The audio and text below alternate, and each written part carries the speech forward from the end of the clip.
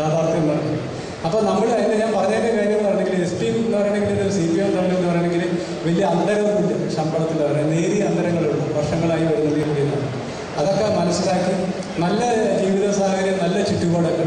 അപ്പോൾ നമ്മൾ പ്രത്യേകിച്ച് നമ്മൾ ചിന്തിക്കേണ്ടത് ഇതൊക്കെ നമ്മൾ നേരത്തെ പറഞ്ഞ പോലെ എവിടെ നിന്ന് എടുത്തു. ക്യാൻറ്റീൻ എന്ന് പറഞ്ഞാൽ പകുതി നമുക്ക് ടാക്സ് കട്ടാണ്.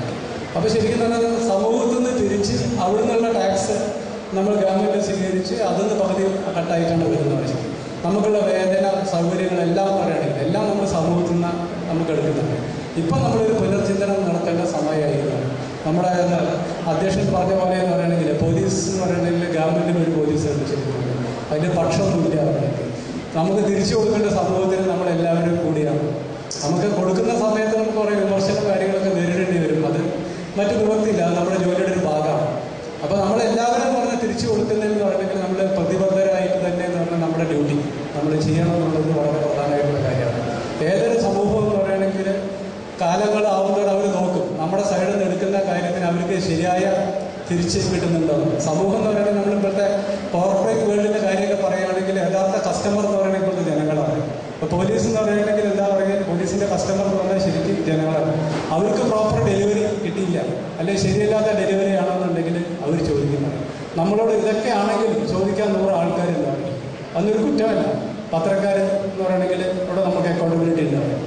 ജനങ്ങളോട് അക്കൗണ്ടബിലിറ്റി ഉണ്ട്, സീനിയർ ഉദ്യോഗസ്ഥന്മാരോട് അക്കൗണ്ടബിലിറ്റി ഉണ്ട്, താഴെയുള്ള ഉദ്യോഗസ്ഥന്മാരോട് അക്കൗണ്ടബിലിറ്റി ഉണ്ട്, ജനപ്രതിനിധികളോട് അക്കൗണ്ടബിലിറ്റി ഉണ്ട്. അങ്ങനെ നമ്മൾ ഒരുപാട് ആൾക്കാരോട് നമ്മൾ ഉത്തരം പറയേണ്ട ആൾക്കാരാണ്. അതിൽ SP എന്ന് പറയുകയാണെങ്കിൽ ഒരു CPM തമ്മിൽ അതിന് വ്യത്യാസമൊന്നുമില്ല. ഇനിയിപ്പോൾ സ്റ്റേറ്റ് പോലീസ് ചീഫായാലും അതിന് വ്യത്യാസമൊന്നുമില്ല. വളരെയധികം അക്കൗണ്ടബിലിറ്റി ഉള്ളൊരു ജോബാണ് നമുക്കുള്ളത്.